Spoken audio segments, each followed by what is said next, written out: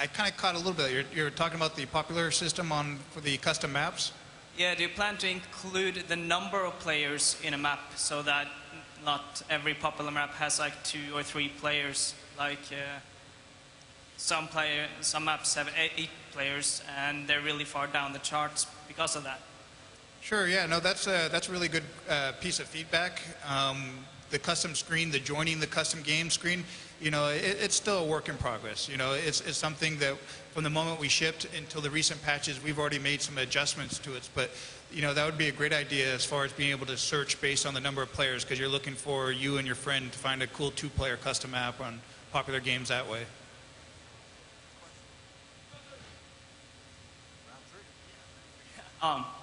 So in World of Warcraft, you have spell power, which is a nice stat you get, boosts the powers of your abilities, etc., etc. Is it possible to remake something like this in StarCraft 2, a custom stat that affects your abilities and like boosts the power of them, and then further have in the tooltip it show you how much base damage that ability do, and then how much extra damage it's going to do based on your, spell power or whatever you want to call it?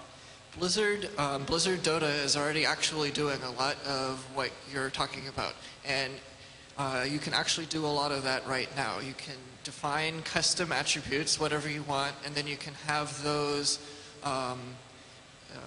your abilities, you can have your abilities tie into those attributes. So like if I have an int attribute, an intelligence attribute, and I want that to improve the damage of a spell, you can actually do that.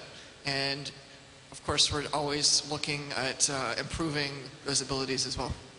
I would actually look into using dialogues too, because you can update a mouse over tooltip on the fly. Because I think you're specifically saying that my fireball does 300 plus 200 damage, so it does 500 damage.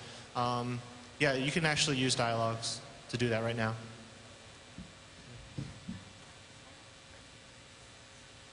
Hi, right now when you're trying to create an artistic asset, you basically have to have your own image editor, sound editor, and then import it back to the Galaxy editor.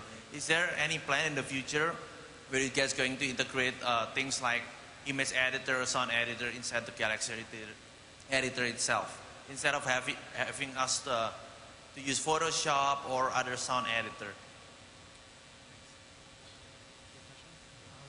Well, I think that I'm not sure if we're going to be able to expose all of those different tools to you, but I know that we do have plans to release and expose our art tools sometime between now and the shipping of Legacy of the Void. I'm sorry.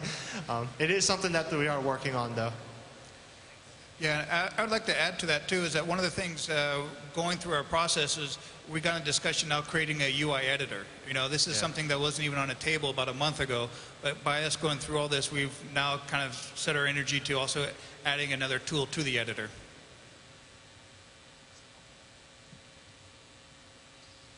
I had a question about the sort of lobby system, where I'd love to create something that requires you to be in specific slots, but I'm not that good with the triggers and such, and it seems really annoying to have that first come, first serve pick race once you enter the game.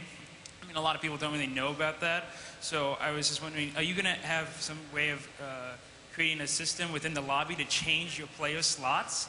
And sort of the next question would be, do you, specifically for something like StarCraft 2 debates, where there's a lot of trolls, or for like StarCraft beta, Dota, there's also a lot of trolls in that. Is there a way that you can, or are you going to implement some sort of ban system where if you are in a Dota game and some guy is just feeding continuously and you just want to ban him personally, do you think that there's a way that you could do that from the whole game as an editor?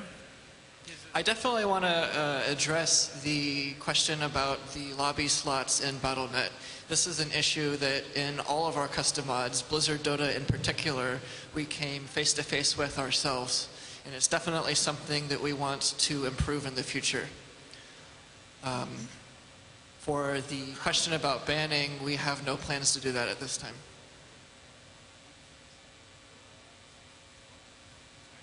Hey, how's it going? First, I have an idea and then a question. The way maps are ranked right now is by plays.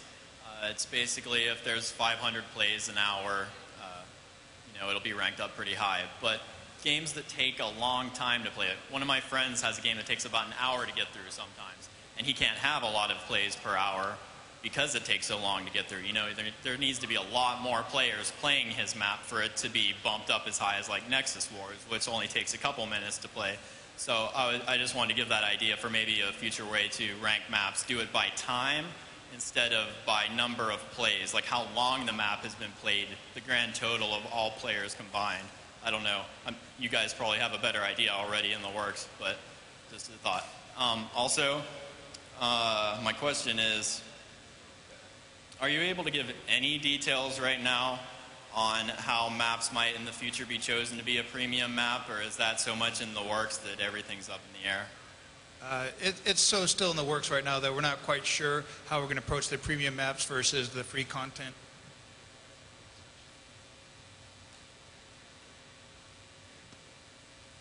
Hi there. Can you inform me on any information as towards single-player custom campaigns? I'm sorry, the single-player custom campaign? Correct. Like people creating them. Oh, who created all the campaign missions? No, like us creating them for fans. So the question is, when will you be able to create your own single-player custom campaign? Yeah. Well, this was certainly something that you could do in Warcraft 3, and it's definitely something we'd like to implement in the future.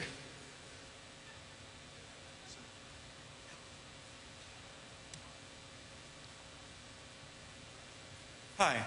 I was wondering if you're going to be releasing any like updates to the Galaxy editor. I know a lot of my friends use it all the time, and a lot of them complain about how it can be a little bit laggy or buggy at times, especially with like Vespene geysers and SCVs moving around it in messed up ways.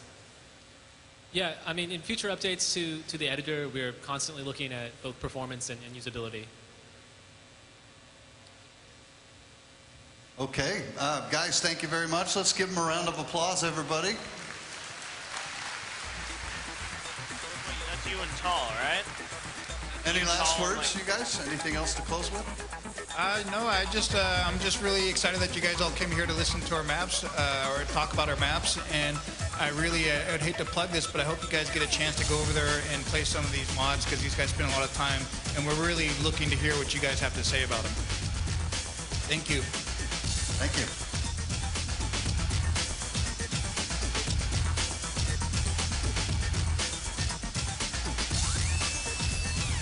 All right, we're back here live at Blizzcon 2010. That wraps up the Starcraft 2 panel, all about the brand new mods, including Left to Die and other exciting things. As we look here at Blizzcon, there's a Diablo 3 area where folks are getting their first ever chance to play the Demon Hunter class, which was the final class that was announced for Diablo 3 this morning. I'm Jeff Keighley here live at our BlizzCon stage in HD on DirecTV with Cat Hunter. And joining us now is a man who we see every year here at BlizzCon, Paul Sams. Paul, it's great to have you back. Great to be back. Well, BlizzCon is off to an amazing start today. Lots of excitement around all the announcements and everything like that. Does this BlizzCon feel any different to you than the other ones you guys have done over the past? It feels a lot bigger to me, to be honest. When you walk around the halls this year, you're bumping into a lot more people. And I think it feels like everybody that decided that they wanted to come decided to come the first day so they could experience the opening ceremony and everything else and maybe make it a weekend. So I think a lot of times people, were working on Fridays and they said, we'll just get Saturday in. But this year it feels like they're in full force. Now, how do you decide when you're going to do a BlizzCon? Last year you did it, I think it was in summertime. Now it's October. This has been a really busy year for you guys with Starcraft coming out in the summer, Cataclysm in December, BlizzCon now. Do you do a BlizzCon every year no matter what now, or how do you decide on the timing? Well, it's a number of factors, to be honest with you. We try to position it appropriately so it's not overlapping with our product releases or any other major patches or content updates or other big events for us. But to be honest with you, we don't have total control. It's partly connected to the fact that these big trade show venues, they have certain spots that are open, and that's all you got. And so we've booked, far in advance and held held different spots for coming years at a couple of different venues just so we give ourselves options. But we really love Anaheim. We feel like the 4 halls, one after the other, allows it to really flow well. And we really like being here. But, you know, some of it's in our hands, some of it's not. Thankfully, it worked perfectly this year. We're right smack in the middle of StarCraft 2 and Cataclysm, so definitely good. Now, a lot of, like Jeff was saying, it's a big year for Blizzard. You just recently put out the 12 million player for World of Warcraft announcement. Now, it's been a long time since you had the last announcement, which I believe was 11.5. I think most people were expecting that number to go down. It did go up, but there was a long gap between it. What do you attribute the rise from 11.5 to 12 million recently? Well, I'll tell you, I kind of look at it like an engine, right? You've got an engine, you've got all these pistons pumping, and one of the pistons wasn't pumping, and that was we didn't have the most, you know, we didn't have the Wrath of the Lich King content in China, and as a result, we weren't able to see the growth in that market that we had seen in the other markets, and so that's why there was a gap.